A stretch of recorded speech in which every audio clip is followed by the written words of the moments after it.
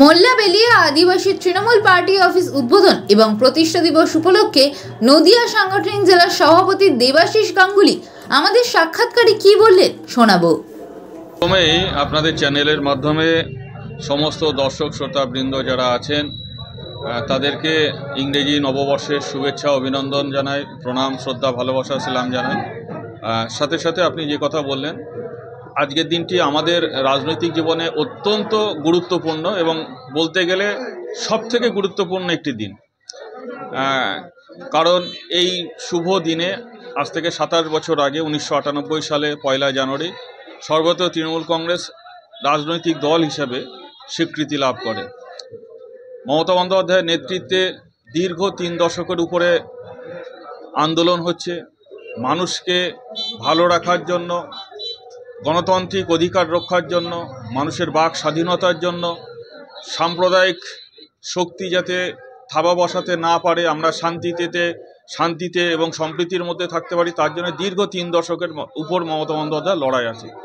সেই লড়াইকে সামনে রেখে, নেত্রীর আদর্শকে সামনে রেখে আমরা পথ চলা শুরু করেছি দীর্ঘদিন। তার সঙ্গে পথ চলছে, আমরা আন্দোলনের সাথে আছি। পাশাপাশি আবার গণদেবতার দোয়া আশীর্বাদ নিয়ে মমতা বন্দ্যোপাধ্যায় রাজ্যে 2011 সাল থেকে ক্ষমতাসীন আছেন। রাজ্যের মুখ্যমন্ত্রী হিসাবে মানুষের উন্নয়ন এবং পরিষেবা দিয়ে চলেছেন। আমরাও তার সৈনিক হিসাবে সাধ্যমতো চেষ্টা করছি মানুষের কাছে পৌঁছাতে, জনসংযোগ এবং পরিষেবা পৌঁছে দিতে। এখানে আমাদের মধ্যে সকলে আছেন, আমাদের ব্লক সভাপতি থেকে শুরু করে এখানকার প্রধান, আমাদের জেলা পরিষদের মেম্বার থেকে শুরু করে টোটাল এন্টার টিম আমরা সকলেই আছি। আমরা সকলে মিলে নেত্রীর আদর্শকে পাথেয় করে, জননেতা অভিষেক ব্যানার্জির নির্দেশকে পাথেয় করে আমরা মানুষের কাজ করে যাব এবং অশুভ শক্তির বিরুদ্ধে লড়াই করে যাব। এটি আমাদের প্রতিষ্ঠা দিবস উদযাপনের সবথেকে বড় লক্ষ্য। আপনার হাতে মোল্লাবেড়িয়া অঞ্চলে একটি তৃণমূলের নতুন কার্যালয়ের শুভ উদ্বোধন হলো, এই বিষয়ে আপনাদের কি বার্তা থাকছে এখানকার মানুষের জন্য? দেখুন, দল থাকবে যখন, দলের কার্যালয়টাও খুব প্রয়োজন। আমরা বরাবরই বলে আসি যে বাড়ি থেকে নয়, মানুষের সাথে মিলেমিশে কাজ করতে হবে। মানুষের মধ্যে গিয়ে উন্নয়নের পরিষেবা থেকে শুরু করে সাংগঠনিক কর্মসূচিগুলি উপস্থাপিত করতে হবে। সেই কারণেই দলের কার্যভার পরিচালনার জন্য দলের কার্যালয় একান্ত প্রয়োজন। আমি মোল্লাবেলিয়া অঞ্চলের এন্টার নেতৃত্ব এবং বিশেষ করে 114 নম্বর বুথ তৃণমূল কংগ্রেসের কার্যালয় যারা উদ্যোগ নিয়েছেন কার্যালয় তৈরি করবার জন্য, তাদেরকে ধন্যবাদ জানাচ্ছি দলের তরফ থেকে, এবং এটি খুব প্রয়োজন ছিল। কাজে এখান থেকে আমাদের রাজনৈতিক কর্মসূচির বিভিন্ন চিন্তা ভাবনাগুলি আমরা সিদ্ধান্ত নেব। পাশাপাশি এখান থেকে আমরা উন্নয়নের পরিকল্পনাগুলি নেব। আবারও বলি, এখানে যারা উদ্যোগ গ্রহণ করেছেন অঞ্চল সভাপতি থেকে শুরু করে সমস্ত এন্টার নেতৃত্ব, তাদের সকলকে আন্তরিক ধন্যবাদ এবং শুভেচ্ছা জানাচ্ছি।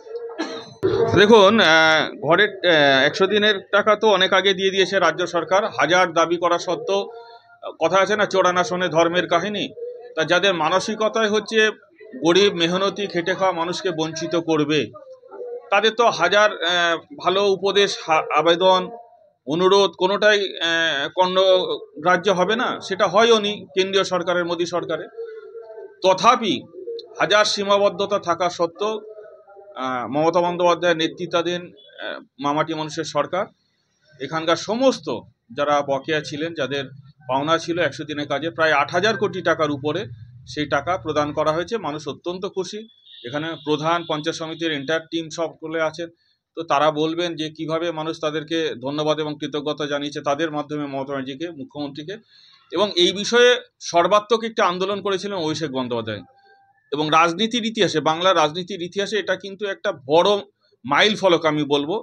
শুধুমাত্র আমরা তার সেই আন্দোলনের শরিক হয়েছিলাম বলে বলছি না, সেটা তো আমাদের জীবনের, রাজনৈতিক জীবনে একটা বড় অধ্যায় এবং বড় একটা গর্বের বিষয় যে আমরা আন্দোলন করতে দিল্লি গেছিলাম তার সুযোগ্য নেতৃত্বে। হাজারো হেনস্থা করা হয়েছে, আমাদেরকে প্রখর রৌদ্রে দাঁড় করিয়ে দেওয়া হয়েছে। প্রায় 2 দিন যাবৎ আমরা বাস জার্নি করে গেছিলাম, ট্রেন ক্যান্সেল করে দেওয়া হয়েছিল, নানা চক্রান্ত করে গরিব মানুষের জন্য যে দাবি আদায়, সেই আদায়টা করতে যাওয়ার জন্য আমরা দিল্লি যাচ্ছি আন্দোলন করতে, তার মাঝপথে আমাদেরকে নানা রকমভাবে হেনস্থা করা হয়েছিল। এ তৎসত্ত্বেও অভিষেক বন্দ্যোপাধ্যায় দমে যাননি, লড়াই আন্দোলন জারি রেখেছিলেন। তাকে আপনারা জানেন গ্রেপ্তার করা হয়েছিল, আমাদের সকলকে গ্রেপ্তার করা হয়েছিল। তো অনেক ঘটনা, সে প্রসঙ্গে যাচ্ছে না। এতৎ সত্ত্বেও কিন্তু কেন্দ্রীয় সরকার টাকা দেয়নি, দিয়েছে রাজ্য সরকার। এবং আপনি যে দুটি পয়েন্ট বললেন, পরেরটি যেটা হলো বাংলা আবাস যোজনা।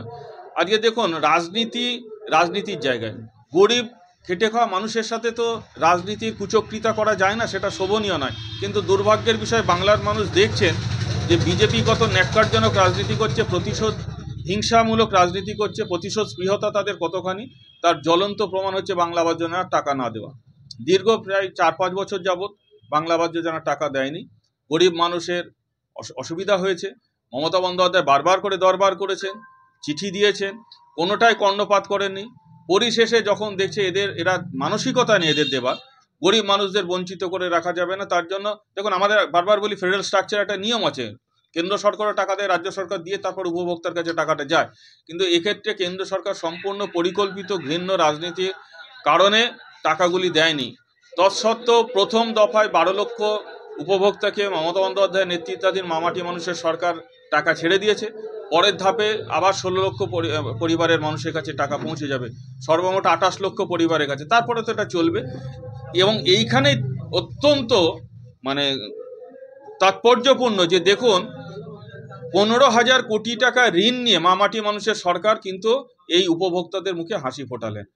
আমার বক্তব্য, যারা বাংলা থেকে বিজেপির হয়ে নির্বাচিত হয়েছেন, একদম কোট আনকোট বলছে, আজকে নববর্ষের প্রথম দিন, বাজে ভাষা দেব না, কিন্তু সেই আহাম্মকগুলির প্রতি আমার বক্তব্য যে তোমরা বাংলার মানুষের থেকে নির্বাচিত হয়েছো, বাংলার মাটিতে দাঁড়িয়ে তোমরা নির্বাচনে জিতে দিল্লি গিয়েছো, আর অথচ বাংলাকে বঞ্চিত করা হচ্ছে। তোমরা নির্বাক শ্রোতা হয়ে বসে আছো, কোনো প্রতিবাদ নেই, কোনো আন্দোলন নেই। উল্টো দিক থেকে দেখুন, আমি বাইট দীর্ঘায়িত করবো না, মমতা বন্দ্যোপাধ্যায় যখন কেন্দ্রে কংগ্রেস সরকার ছিল, নরসিংহ রায়ের গভর্নমেন্ট হোক, মনমোহন সিংয়ের গভর্নমেন্ট হোক, তখন মমতা ব্যানার্জি মন্ত্রী ছিলেন, তার একাধিক এমপি ছিল। উল্টো দিকে কিন্তু বামফ্রন্ট সরকার ছিল, কখনো বুদ্ধদেব ভট্টাচার্য মুখ্যমন্ত্রী, কখনো জ্যোতি বসু মুখ্যমন্ত্রী। মমতা ব্যানার্জি কিন্তু বাংলার মানুষের জন্য দাবি আদায় করে এনেছেন, উন্নয়ন নিয়ে এসেছেন। ফারাকটা এই জায়গায়। সুতরাং এই ফারাক ছিল, আছে, থাকবে। আমরা আমাদের পথে চলবো। নেত্রী মমতা ব্যানার্জি আজকে দেশনেত্রী, আর জননেতা অভিষেক বন্দ্যোপাধ্যায় প্রকৃত অর্থেই জনতার নেতাজি। তাদের নেতৃত্বে আমরা লড়াই করব। এই বছরে আমাদের কাছে অত্যন্ত ক্রুশিয়াল। আমরা এই লড়াইটা এমনভাবে নিয়ে যাব মানুষকে সঙ্গে নিয়ে, যাতে 26-এ ধূলিসাৎ হয়ে যায় ভারতীয় জনতা পার্টি। ধন্যবাদ।